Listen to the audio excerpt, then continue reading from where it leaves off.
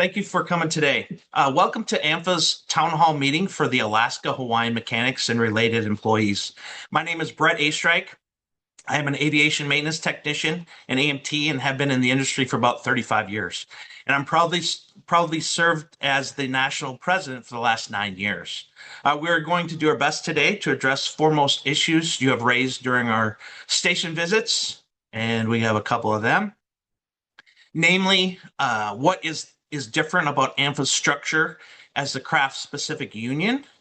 What will working with AMFA representation be like as a member day-to-day on the front lines? And then the competitive wages and the process of being a Hawaiian employee up to the Alaska Airlines standards. And then the last one, scope of work issues and the continuous efforts to protect your work. So hopefully we'll anticipate and address the lion's shares, of your questions and concerns. At the end of this meeting, we'll address questions. So at this time, I'd like to introduce the moderator, Rui Leonardo. He is the AMFA National Secretary Treasurer. He's also an AMT with 33 years in the industry. Rui will read those questions you submitted for the panelists to answer at the end. We'll do our best to address the questions that may arise during the presentation. So to submit those questions, I want you to go down at the bottom of the page, the lower menu bar, and you have the opportunity to hit the question and answer tab bar. So our panelists include, you may have met them and had the opportunity to meet them on the multiple station visits that we've had over the last several months. Brandon Statfield, he is an AMT with 12 years of service at Alaska Airlines, and he's also serving as the AMFA AMFA Local 14 Airline Representative, or ALR. Jeff Hurd, he is an AMT with 26 years of service at Alaska Airlines, serving as the AMFA Local 32 ALR. You have Earl Clark, an AMT with 34 years of service at Alaska Airlines, serving as the Regional 1 Director for AMFA National. And then we have two attorneys in the house today, Lee Seaham and Lucas Middlebrook. Lee Seaham, I'd like to just quickly note that Lee's father, Martin Seaham, started representing AMFA in the 60s, and in 1962, AMFA was founded. So Lee's taken the baton. He's been representing AMFA for the last 37 years. Also, with great pleasure, Lee's son, Samuel Seaham, he is also an attorney with the firm, representing AMFA since 2022. Samuel Seaham is actually the third generation. We have Lucas Middlebrook. He has been working for AMFA for 20 years. He was an integral part of the 2019 Virgin America-Alaska merger process. And Lucas has also had family associated with AMFA. Lucas's grandfather was a AMFA representative AMT at Northwest Airlines. So at this time, I'm going to turn over the reins to Lee Seaham, who will briefly discuss AMFA's structure and how it impacts what we do. Thank you again. Thank you for your time and your participation today and getting the facts and educating yourself. So Lee, please take it over. Okay, thank you, Brett. My goal is to turn this over pretty quickly to Jeff Hurd, who will give you the AMT perspective on what it is like on a day-to-day basis to be represented by a craft union. Before I do that, I wanted to talk to you for 2 minutes from my perspective as an attorney as to how AMFA distinguishes itself. I've represented over 20 labor unions during my career, and none is more democratic than AMFA. The way it negotiates contracts, the way it processes grievances, the way it seeks to elevate the profession, all are driven by the members. And AMFA is the only union that constitutionally limits itself to the representation of mechanics and related employees. It doesn't chase after baggage handlers to increase its dues flow. It does not chase after flight attendants. In this way, in limiting itself in this fashion, it's like ALPA, which also limits itself to the single craft of pilots. And for both unions, the reasons are the same: to focus on obtaining pay that's commensurate with skill, and to elevate a craft of professionals. And that constitutional objection, to that self-imposed limitation on the that prevents the dilution of the AMT's power, of your political power.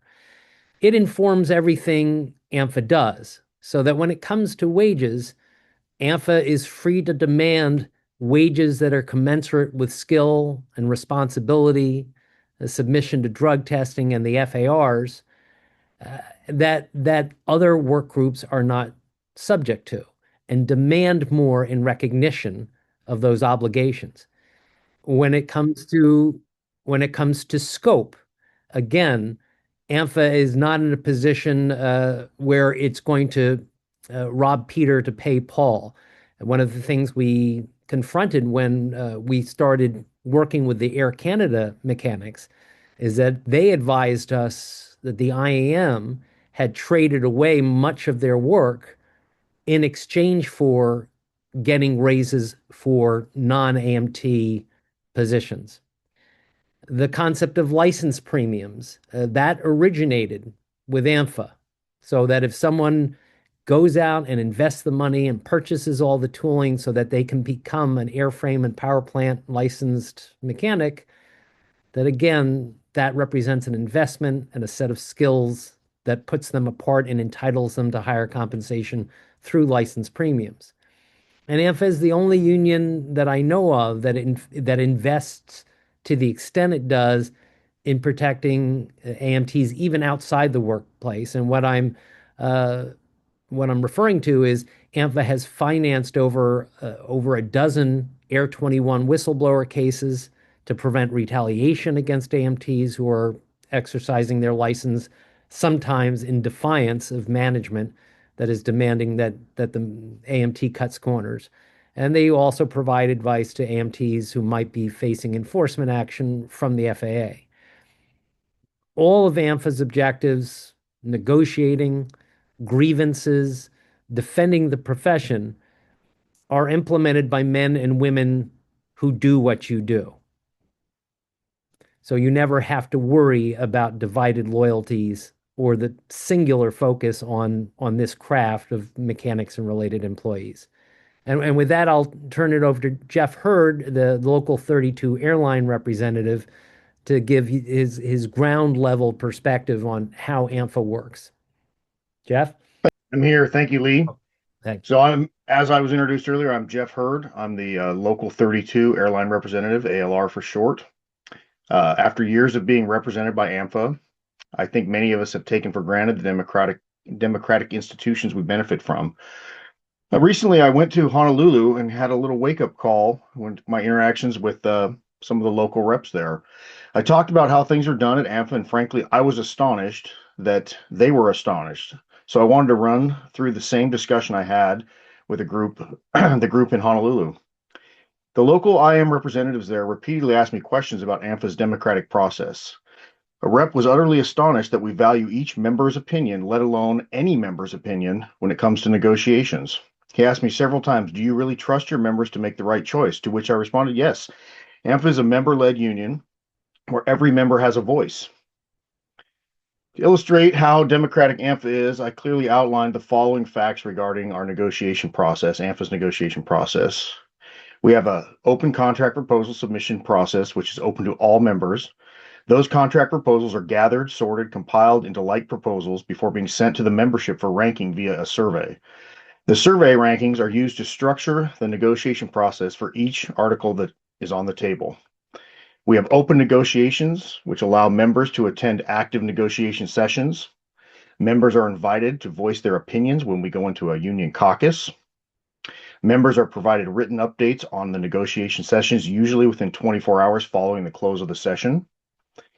Negotiation committee members are available between sessions to members for questions or comments regarding the update or any other matter.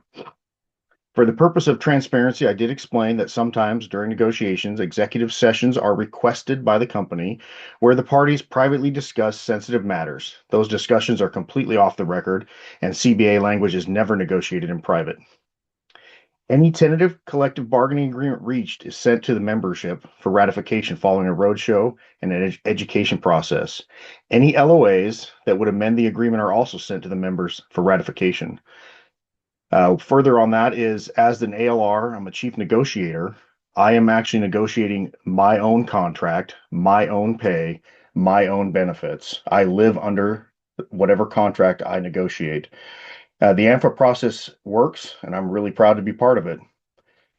I'd like to introduce Brandon Statfield the, to for his presentation. Thank you, Jeff, and good afternoon. As previously mentioned, my name is Brandon Statfield, and I am the airline representative, or ALR, for AMFA Local 14. The AMFA represented technicians at Alaska Airlines are represented by Local 14 and Local 32. The ALR position is an elected position by the members within the respective locals. Elections are conducted, and every member in good standing with the respective local has an opportunity to vote for who their representative will be. The ALR position is a 2-year term. I am paid by Alaska Airlines, not the union, and I am also a lead aircraft technician at the Seattle hangar. The ALRs are responsible for contract negotiations and enforcement, policy updates, arbitrations, and all other duties that require the union to support the membership's right under our CBA. The ALR equivalent within the IAM structure would be their general chairs. The ALRs at Alaska Airlines are the voice of their respective membership. We work daily with the area and shop representatives who are elected officials.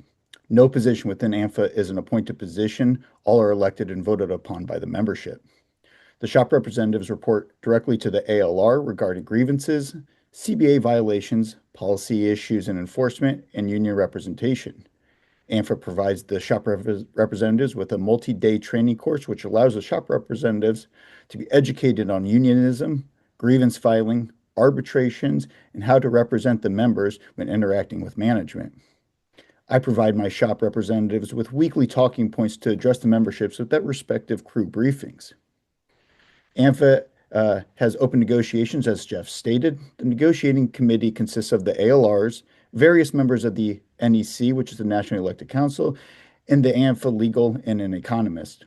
AMFA publishes negotiation summaries, updates the membership after each negotiation session to keep everyone well informed regarding negotiations and the process that was made.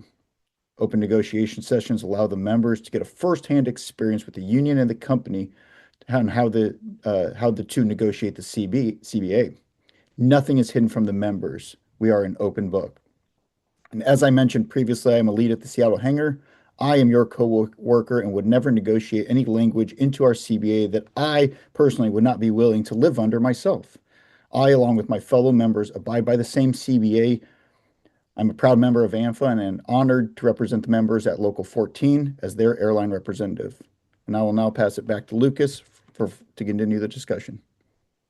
Thanks, Brandon, and thanks everybody who's taking the time to tune in. I want to talk a little bit about the economics, the different economics associated with the AMFA Alaska CBA and the current IAM Hawaiian CBA. I'm going to show you a chart here shortly. And as you look at this chart, understand that these type of charts are not just developed for purposes of town halls such as this, but we constantly update these charts with our economists to determine where the industry is going, and how we can best negotiate to stay atop of that industry.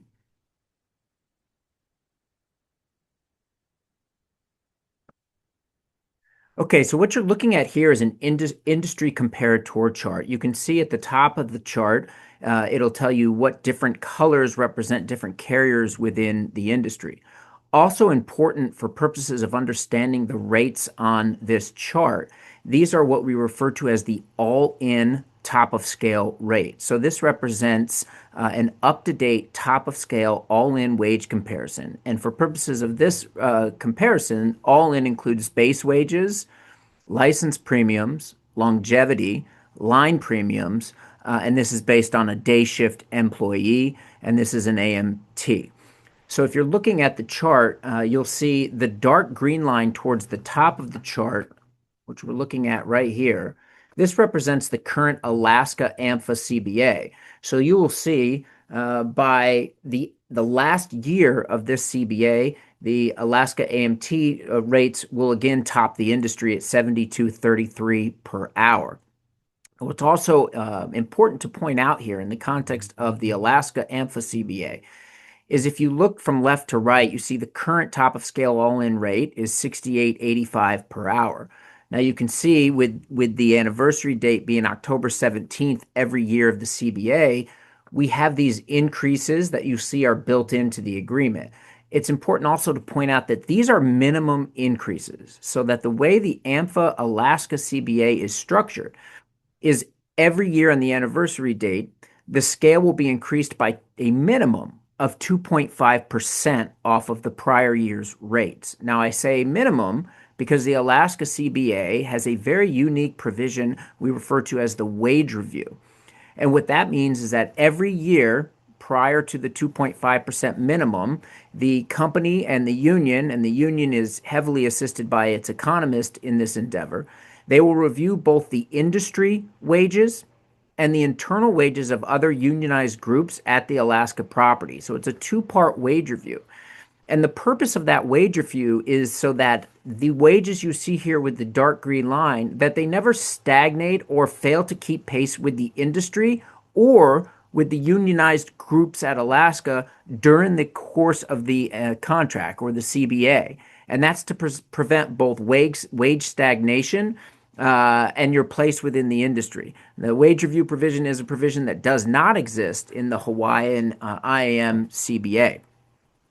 Now, by way of comparison, if you look down towards the bottom of the chart at this purple line, these are the current top of scale all-in rates for the Hawaiian AMT. Now, as you can see currently at $53.99, that falls below both Allegiant and Frontier. Frontier is currently in an amendable or negotiation cycle. So whereas the Alaska AMT pay rates are at the top of the industry, the Hawaiian rates are literally at the bottom of the industry under the IAM CBA. Now, a second chart that I would like to have everyone take a look at here is something that you may have seen both on the AMFA Delivers website or in the context of social media. This is a chart that takes the pay rates that I just showed you in terms of the industry with a direct comparison between the Hawaiian IAM rates and the AMFA Alaska rates.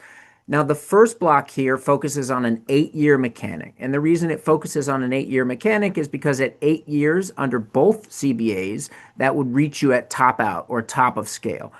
And so you can see by comparing an 8-year mechanic at $53.79 per hour at Hawaiian versus $65.64 at Alaska, that's roughly or just shy of a $20,000 annual difference in ability to earn off of straight time wages, or roughly a 20% increase. Scroll a little further down, and this chart will take you through every line of the pay scale, moving up into the longevity years after you top out. And what jumps out at me in this pay scale is that you actually have a line, the 7-year line, that an employee who is currently working, an AMT working under the Hawaiian IAM CBA, could stand to earn $33,000 more on an annual basis just off straight time hours if they were working under the AMFA Alaska CBA. Significant wage differences just on straight time wages alone.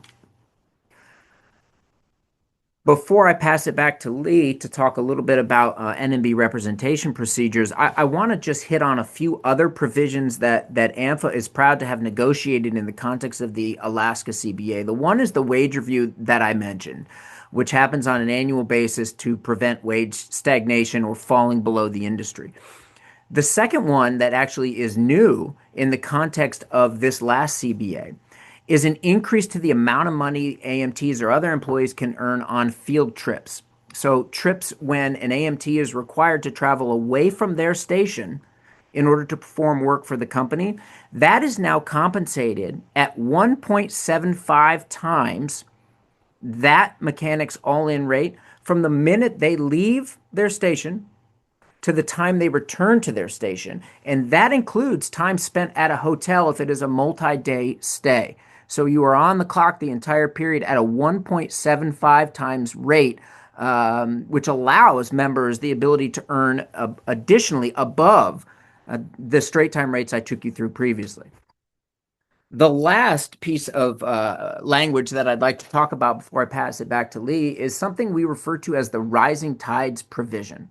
This provision actually first made its way into an AMFA represented book with the appearance technician or the cleaner book at Southwest Airlines. It now lives in both the Alaska CBA and the Horizon CBA for AMTs and related.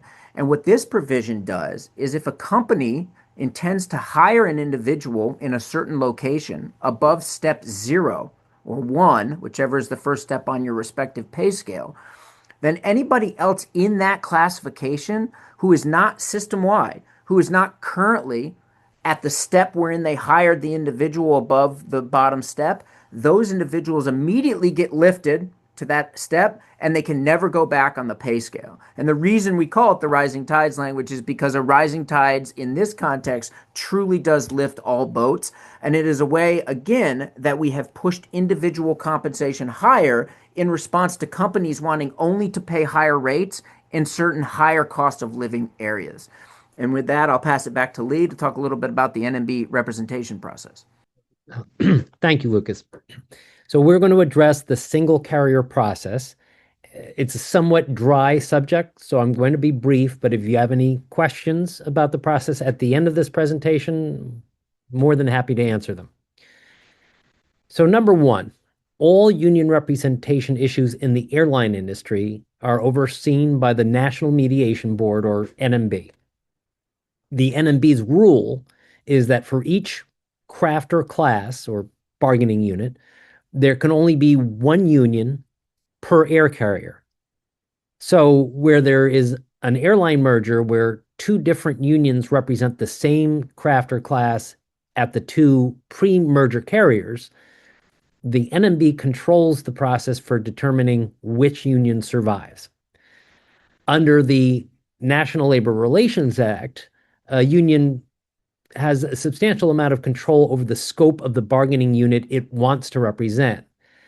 Under the Railway Labor Act, however, it's the NMB that decides which job classifications are in our craft or class. Now, we are in an unusual situation where the IAM has already excluded Alaskan cleaners from the craft or class. And this is how they manage that. The IAM represents the cleaners at McGee Air Services, Inc., which is a wholly owned subsidiary of Alaska. But that subsidiary, wholly owned, cleans all of Alaska's aircraft. And the IAM has made a legal commitment to exclude these cleaners of Alaskan aircraft from the craft or class of mechanics and related employees at Alaska Airlines. And bear with me now while I get that contract, so you don't have to take my word for it. Let me get that contract up on the screen here. Okay.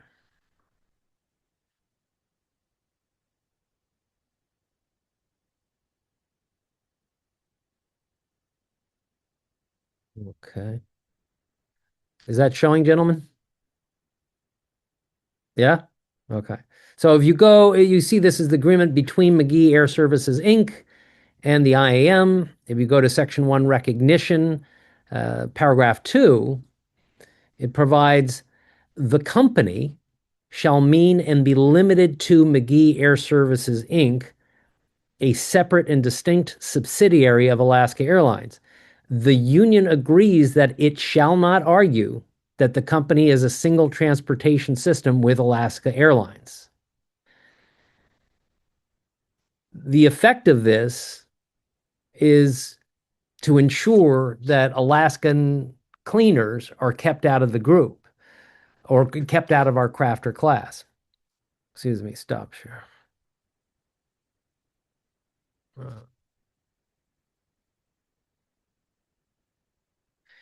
So AMFA determined, reviewing these contractual commitments that the IAM made, that it would be more appropriate for Hawaiian cleaners to be grouped with ramp service employees who, under the IAM contract at Hawaiian, are also permitted to do cleaning. However, AMFA will accept whatever the NMB decides, and the cleaners that AMFA represents happen to be the best paid cleaners in the industry. Now, AMFA filed a single carrier application with the NMB on May 12th, 2025, submitting evidence of the support of 1,100 Alaska employees and authorization cards that were voluntarily submitted to AMFA by over 120 Hawaiian mechanics and related employees, well over a majority of the combined group. We are still waiting on the NMB to decide whether the IAM has made a sufficient showing of interest to be on the ballot.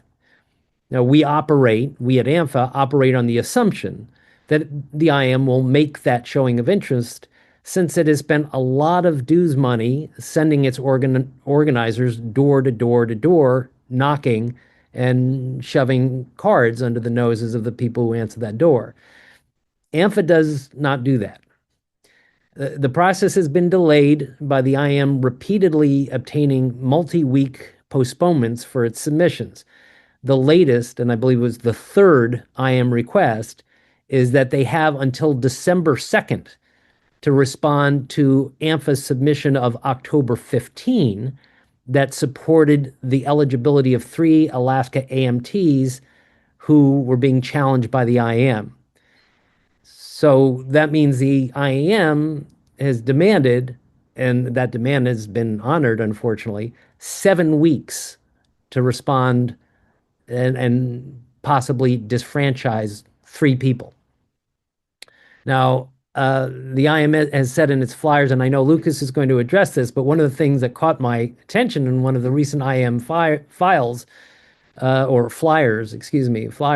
was their reference to the fact that, yes, there have been all these delays that originated with their attorneys, and that the IAM would file as the lawyers see fit. I'm quoting. That's alien to the culture at AMFA, because by contrast, AMFA lawyers have been directed to move the process forward as quickly as possible. And we've been directed to do that because AMFA knows that every week that goes by means that Hawaiian employees are being compensated at a lower rate. The issue, ultimately, of which union will represent the combined group will be decided by a mail ballot sent to your home address on file with the airline. You will have 8 to 10 weeks to vote once you get that ballot. What I want to emphasize to you is that this is a secret ballot. Anyone asking for your ballot, whether to help you fill it out or to mail it, is violating federal law. This is your personal decision. You have a federal right to privacy. Now, which union will represent you going into the future is decided by a majority of votes cast.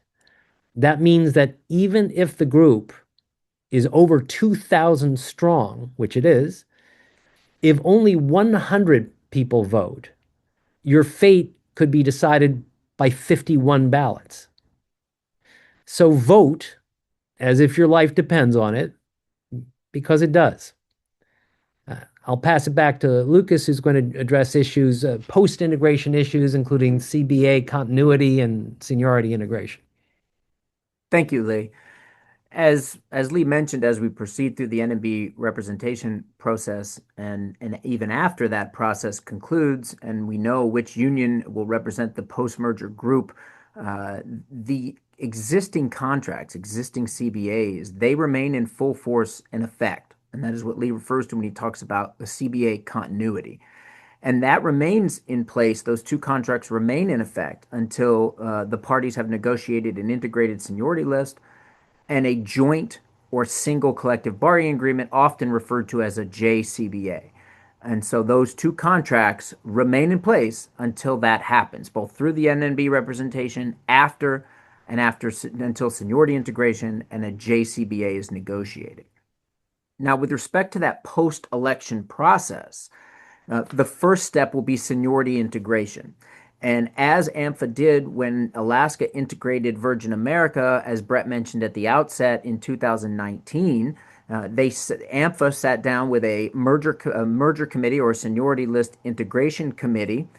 Virgin America at the time, their mechanics were non-union. However, they also had a committee represented by counsel, and the 2 parties got together on multiple occasions and they negotiated an agreement to integrate seniority or dovetail seniority on a date of hire or date of entry into the classification system, so that each side took their respective date of entry, date of hire, and they dovetailed the list based on those dates. Now, that agreement also had conditions and restrictions which prevented the company from forcing people out of their locations following that agreement, their existing locations, and also restricted the company from conducting what's called a system rebid or a system realignment.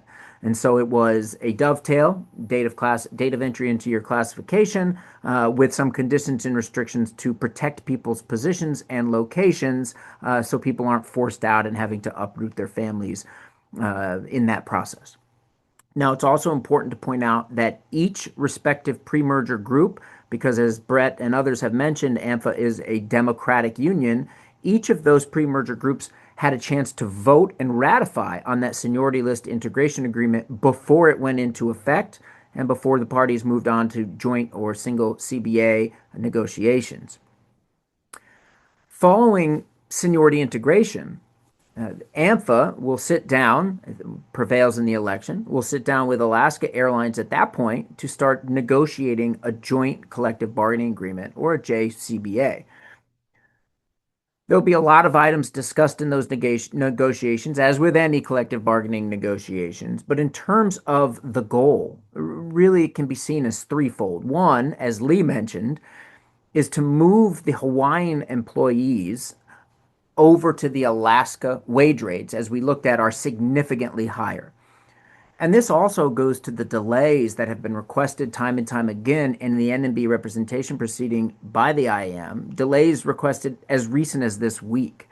And as Lee mentioned in some communication material that was recently put out by the IAM, in responding to the fact that they've requested so many delays, they had this to say, quote, "Lawyers had some pressing issues with other campaigns they wanted to clear up before filing, and that a few weeks isn't going to hurt anything."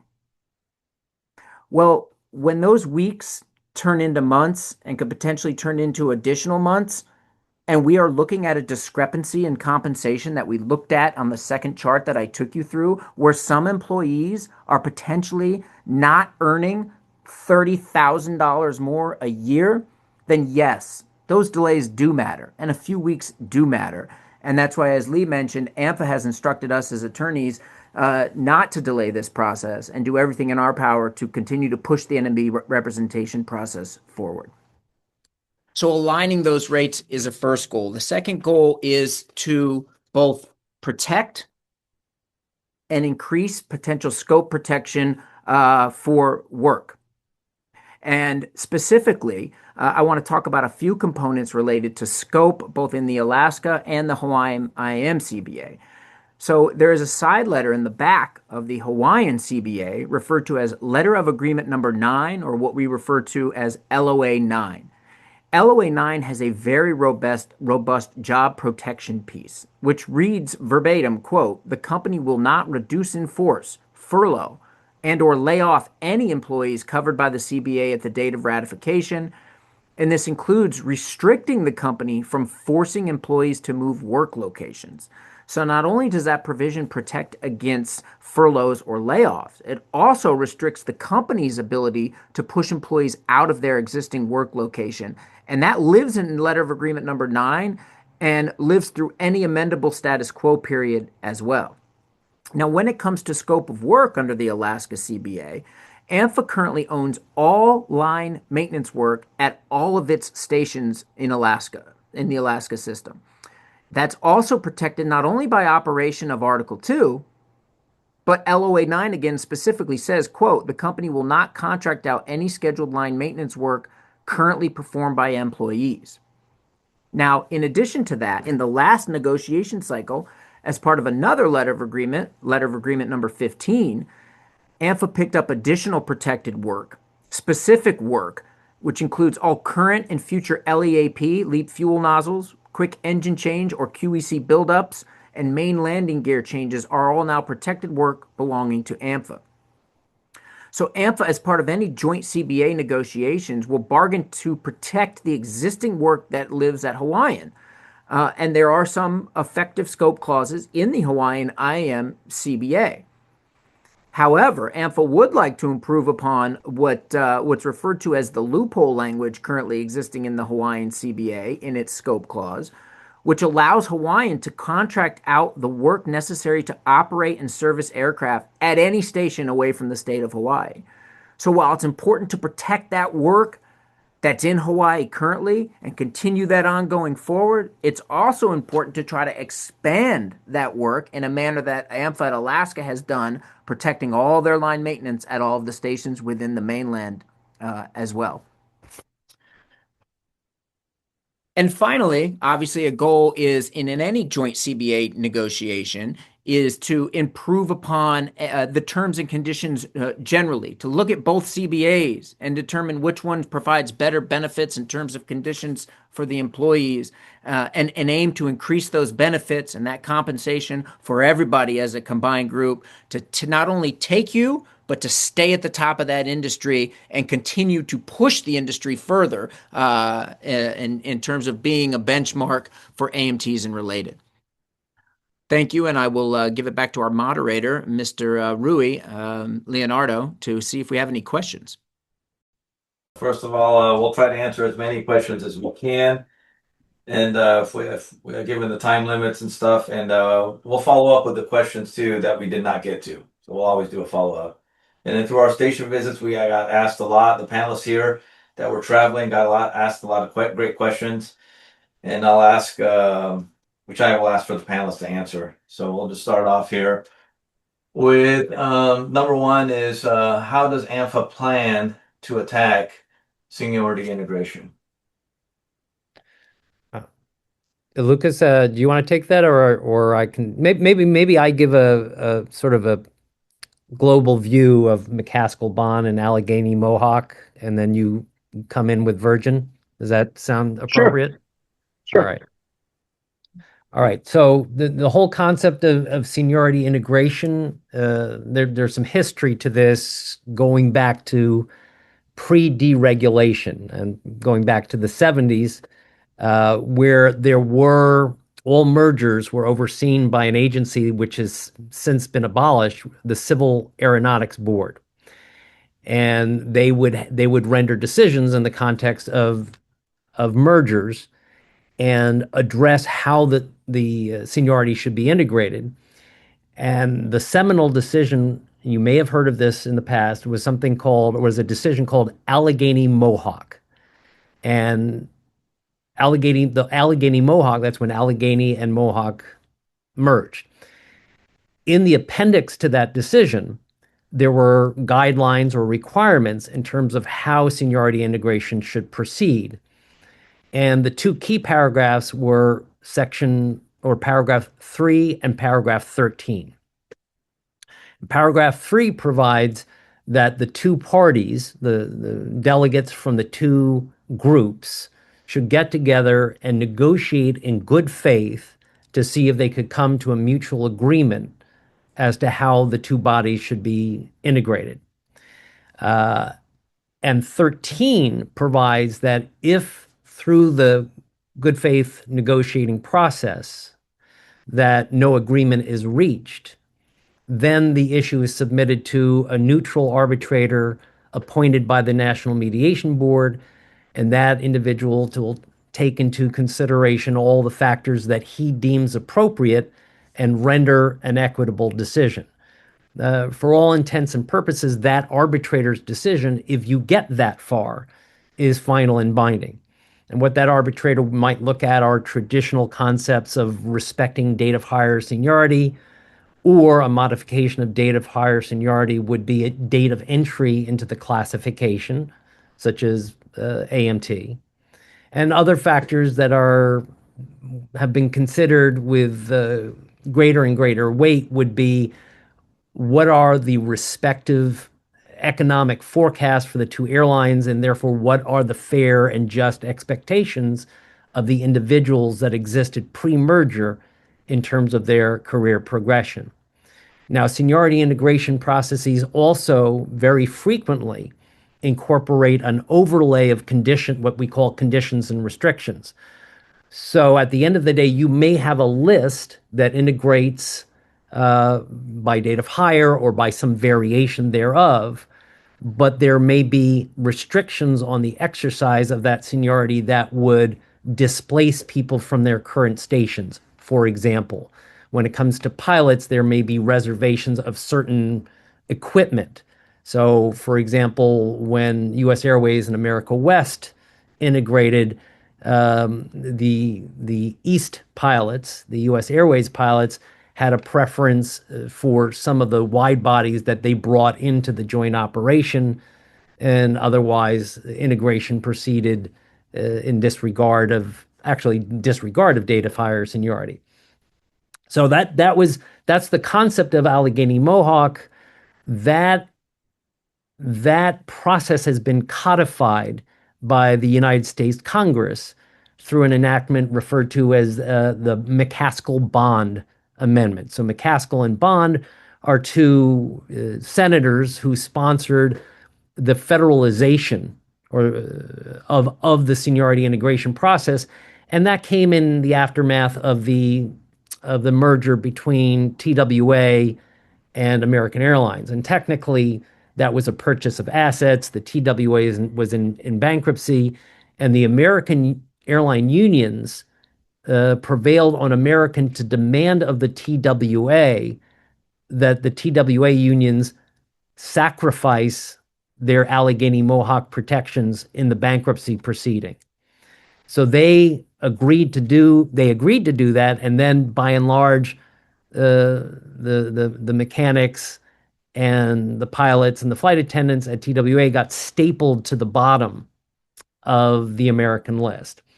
So the United States Congress reacted to that because that was generally considered to be unfair by saying, we're now going to pass a federal law, the McCaskill-Bond Amendment, that says the Allegheny Mohawk concepts of paragraphs 3 and 13 are now law. It's not a matter of CAB precedent. It's not a matter of contractual protections in terms of merger and seniority integration. It's now federal law that you have to follow 3 and 13.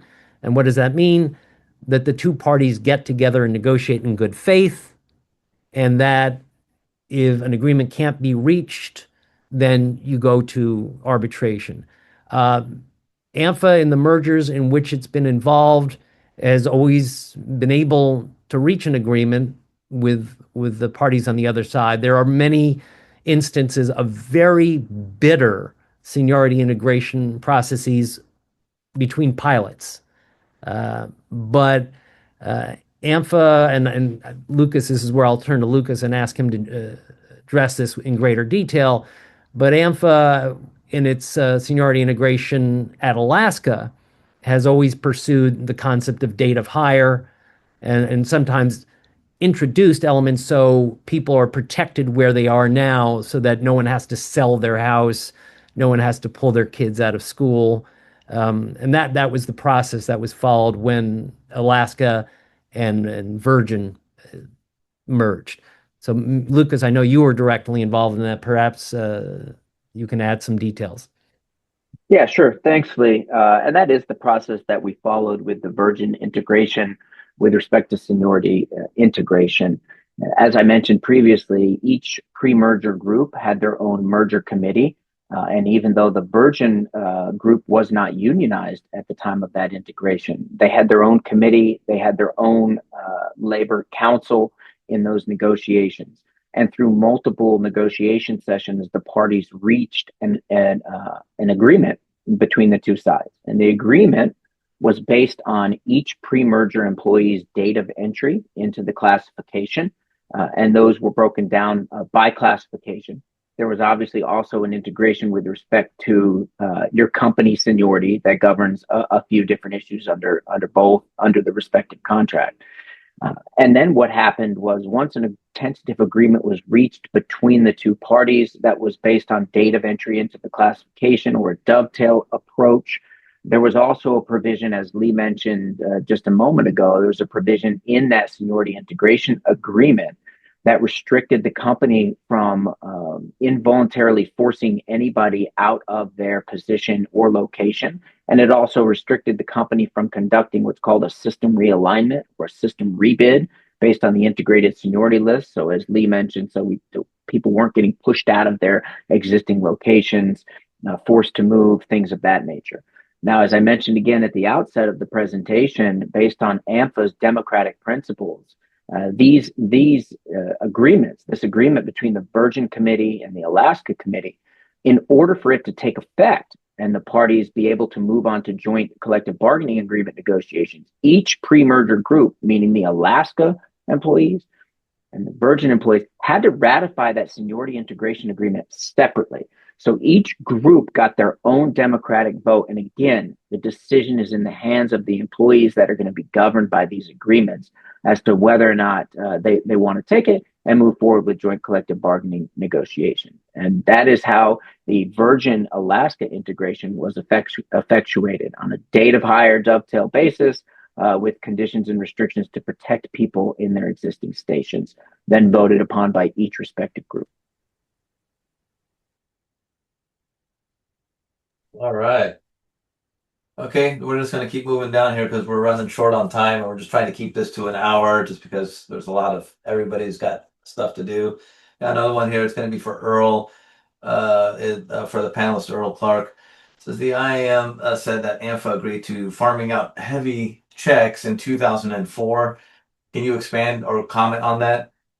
Yeah, what I could say, yes. My name is Earl Clark. I'm the AMFA Region 1 Director. I'm also a 30 going on 35 years at Alaska Airlines. I've worked in the industry for 46 years. Like I said, 34 of those, 35 of those at Alaska. When I was hired on at Alaska in 1991, we were under the IEM, and we split away from the IEM in 1998. So the scope language that currently exists in basic form as it is today is the same scope language that we inherited at Alaska Airlines from the IAM. That is the same language that currently the ramp that is represented by the IAM has. Okay, and yes, in 2004, Alaska Airlines decided that they wanted to not perform any more heavy maintenance work. The union was not in agreement with that. We filed a grievance. We took that to arbitration. The arbitrator was Richard Block. Obviously, the damage had been done. The time it takes to get to an arbitrator to have something resolved takes, a month, month and a half, 2 months. And Richard Block agreed that, yes, the company didn't have the right to do what they did, but you can't put the toothpaste back in the tube. And that means opening up the heavy maintenance. The contractual language, as somebody's pointed out, yes, it states that if it's cheaper and minus materials and so on and so forth, that's true. Again, I'll point out that that is inherited language from the IAM from when I hired on in 1991. AMFA does not give anything away. It's usually the companies requesting it or demanding it. And everything that we do with AMFA, our members have the right to vote. So if they are unhappy with something that's negotiated, they have the right to vote no and send the committee back to the table. That's it, Rui. All right, thank you. Thank you. We got another one here. I think it might be for our legal team. It's this has been asked a lot too, is why is AMFA not part of the AFL-CIO? Oh, that requires some history. The When AMFA formed, it formed because all of the existing unions that represented aircraft mechanics or AMTs lumped them into the same bargaining unit or political structure as baggage handlers and other unskilled groups.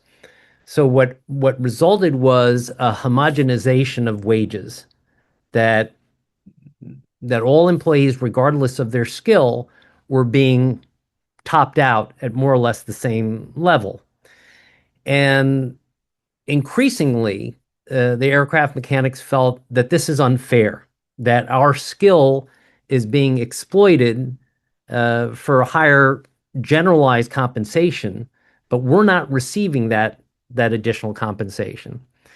So they started forming watchdog committees within the respective unions that represented them, as such as the Teamsters, such as the IAM, but they were frequently persecuted, put in bad standing. So rank and file aircraft mechanics had to create a new union that did not exist before. And they created AMFA. Now, one of the functions of the AFL-CIO is to prevent competition between its affiliates. So and I'm going to refer to the Teamsters, but the Teamsters have been in the AFL-CIO and outside the AFL-CIO back and forth throughout the years. But certainly during the years where the Teamsters were part of the AFL-CIO, the effect of Article 20 of the AFL-CIO Constitution is to prohibit what's called pejoratively raiding. So if the IAM was at Alaska and the Alaskan mechanics were tired of the IAM, they couldn't go to the Teamsters, or they could not go to the TW and say, please come here, please help us and give us an alternative to the IAM, which has had this disastrous strike, which has outsourced our work. Come represent us because we need to change unions.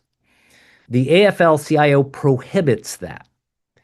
So when AMFA was created by rank and file AMTs, and individuals would come from the various airlines and say, we need your structure.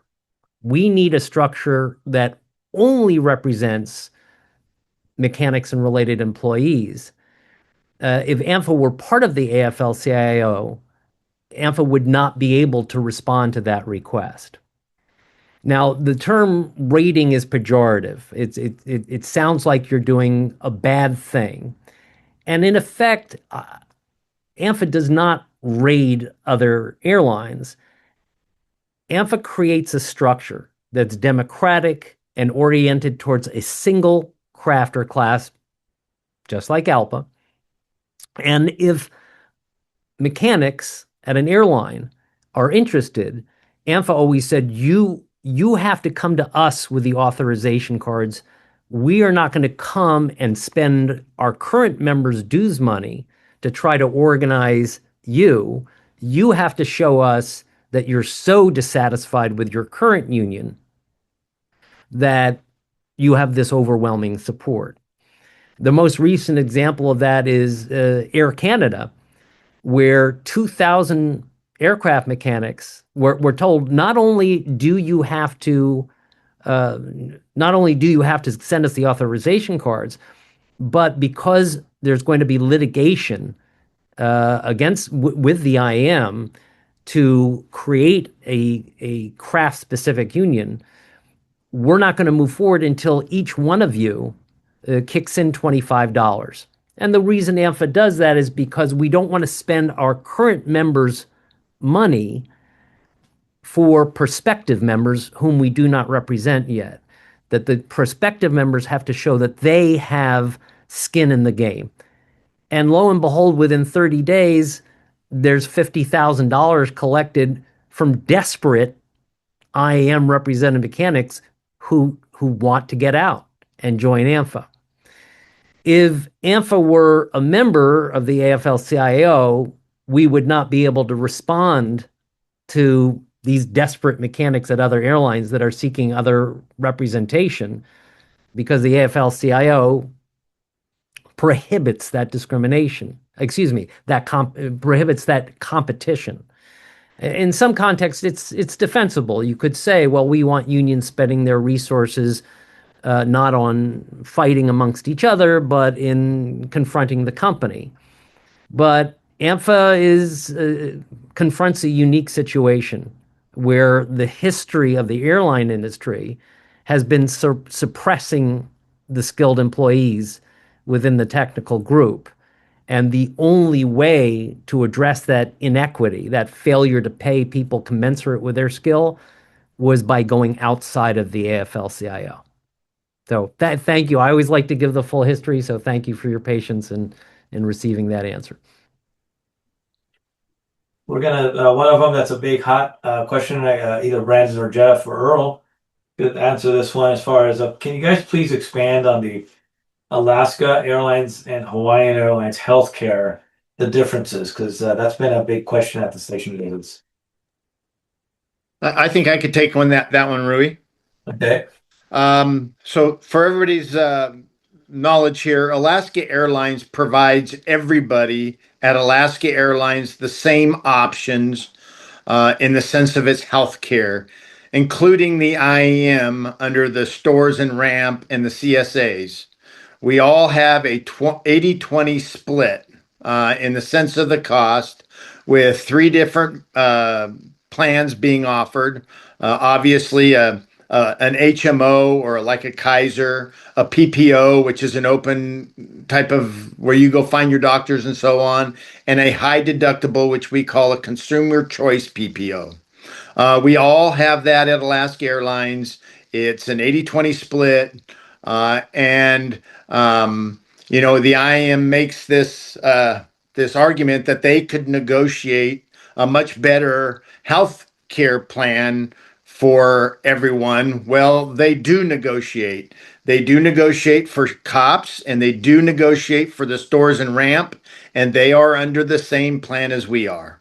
On top of that, yes, my overall health care may be a little bit more. Let's say $100 more a month. 100 times 12 is $1,200. But I'm also making $30,000 more than you. Do the math. Okay, that's great. Does anybody need to add to that? If not, I can continue asking some of the questions. We got another one here that could be for some of the panelists, the AMTs. Why did AMFA agree to displace the technicians at Dallas Love Field during the Virgin merger? Rui, I'll take that one. The technicians that were at Dallas Love Field were pre-merger JCBA technicians at Love Field with Virgin America. The company ceased operations at Love Field prior to JCBA and moved those technicians, allowing them to bump into other stations where their seniority allowed them to. Thanks, Brandon. It's important to also point out, because that happened pre-joint CBA, and remember I mentioned at the outset, prior to the merger, Virgin America was non-union. So they did not have a collective bargaining agreement in place of their own that would have carried forward, or as Lee mentioned, continued during that period, whereas AMFA had a CBA, but it would only apply to the pre-merger Alaska employees at that time with respect to any restrictions related to pushing out of one station. Hey, that's great. We got some more here, and then we got another one that's been on the road shows is the IAM basically says that the AMFA wages at Alaska are higher only because the IAM has not had a recent opportunity to negotiate an increase. And is this a fair statement? Sure, if you don't mind, Rui, I could answer that one, because I've seen those statements or those contentions made, and when I read those contentions, I became interested. And the reason I became interested is, I like to compare statements like that with actual facts and statistics. And so what I did was I called up AMFA's economist, and I asked him if he could prepare an analysis and do a historic look back to determine if that truly was the case, that the Hawaiian wages are trailing the Alaska wages by such a substantial margin solely because the IAM CBA has not come up for renegotiation. And when I had the AMFA economist dig into this contention, here is what we found. So what you're looking at here is a chart prepared by AMFA's economist that actually tracks the Alaska wages versus the Hawaiian wages going back all the way to September of 2015. And as you can see, the purple representing the Hawaiian IAM wages and the green representing the AMFA Alaska wages, even during the period of the teens moving into the early 20s, Alaska wages were still substantially above those of Hawaiian. Now, when you see the purple line get relatively close to the green line, it's important to point out that that happened in 2022. So that was a result of when Hawaiian negotiated its new book, the book that is currently operative now from 2022. The Alaska book still had a year left. Prior to this new Alaska book, the old Alaska CBA still had a year left during its enforcement period. So if there was going to be a time for IAM at Hawaiian to leapfrog Alaska, or if the contention rang true that it's only because we haven't been able to renegotiate, well, even when IAM at Hawaiian renegotiated and there was a year left on the AMFA Alaska deal, they still did not equalize with the AMFA Alaska rates. Now, another thing to point out here before we move on is that if you see this jump here that the Alaska wages took right after the Hawaiian CBA went into place, that is not the result of renegotiation. That is actually a result of a wage review bump or a wage review increase mid-contract cycle, or actually right before the last year of the deal. So that put the Alaska wages at an elevated setting going into its renegotiation period, which you can see jumped substantially here. And given the wage review and the out-year increases, will remain at the top of the industry and continue to create a sizable gap with the Hawaiian IAM CBA. That's great. That was a great graph. I like that. I want to ask for the cleaners. There's a oh wow, I just lost it. What happened to my? Oh yeah, there it is. What are the cleaner wages at any AMFA represented carriers? Rui, I can take that one too, as I was actually at the table at the Southwest Appearance Technician, as they're called at Southwest, cleaners. They have their own collective bargaining agreement at Southwest, represented and administered by AMFA.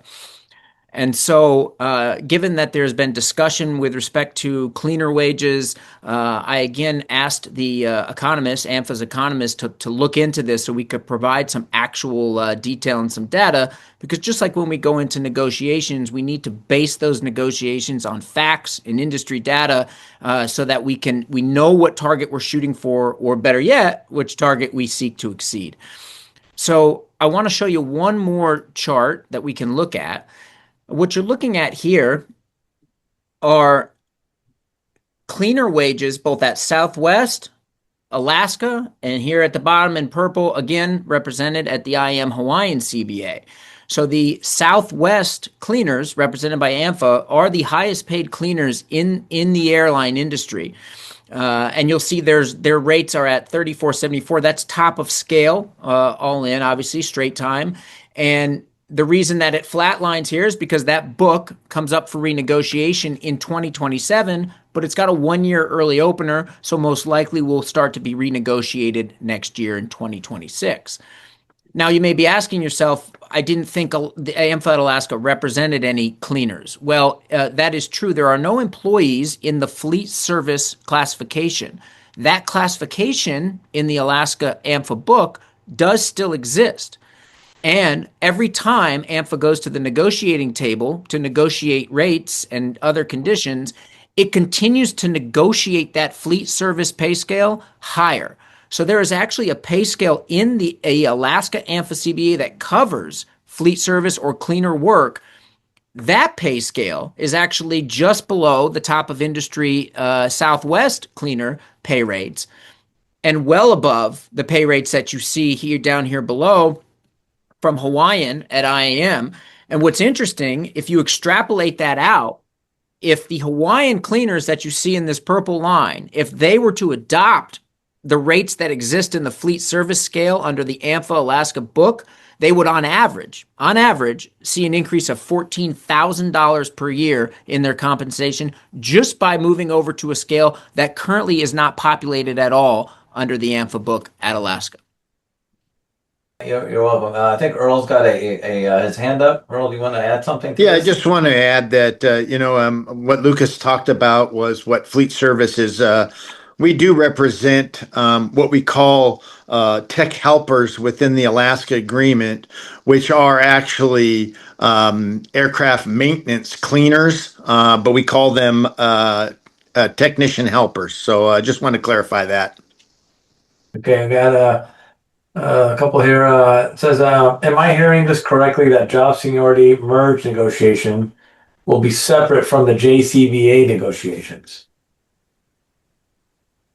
I can take that one. A lot of times the seniority does occur first in order to achieve an integrated seniority list, to understand what you're working from in terms of a joint seniority list before you negotiate the JCBA or the joint CBA. I've also been involved in seniority or merger integrations where they've been negotiated and then voted upon as a package. But typically, the parties focus on seniority integration first before moving to JCBA. Okay, that's great. I do have some news, and we're gonna just pause here for a second. But I do got some news, and Lee, would you like to take over here for this new stuff that you want to share? Yes, well, anyone who tuned in, I'm off mute, right? Okay. Yeah. Thank you.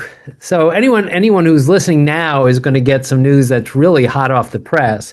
The NMB 20 minutes ago sent us a decision that there will be an election, which is not a surprise. We anticipated that. We are somewhat pleasantly surprised that they are moving forward with the election. So apparently they're going to address eligibility issues and process the election on parallel tracks. So that anyone whose eligibility has been challenged, they'll get a different colored envelope, and that ballot will be counted or not, depending on how the eligibility issue is resolved. There is a cutoff date that's been established, again, just today, 30 minutes ago, of May 9th. So anyone who hired on after May 9th of 2025 would not be eligible. The carrier, Alaska, has been ordered to send peel-off labels within 5 calendar days. So 5 days from now, the NMB should be in possession of peel-off labels to put on envelopes to send out to the 2,000 odd AMTs and other members of mechanics and related employees. So it could be that you're getting your ballots within a week to 2 weeks at this point. So be checking your mailbox. AMFA will be sending out instructions now that the date is upon us for the issuance of these ballots. We will be sending you some instructions on what to do if you don't get a ballot in the mail, how you can take steps to make sure that ballot is received. And I wasn't going to say this today, but now that we got the announcement, it's also our strong advice that you vote as soon as you get the ballot, because there's a way of ballots being mixed up with the Sears catalogs and other junk mail that you get through the U.S. Postal Service, and then going into recycling without realizing it. So be looking for your ballot in a week to 2 weeks. Vote as soon as you get it.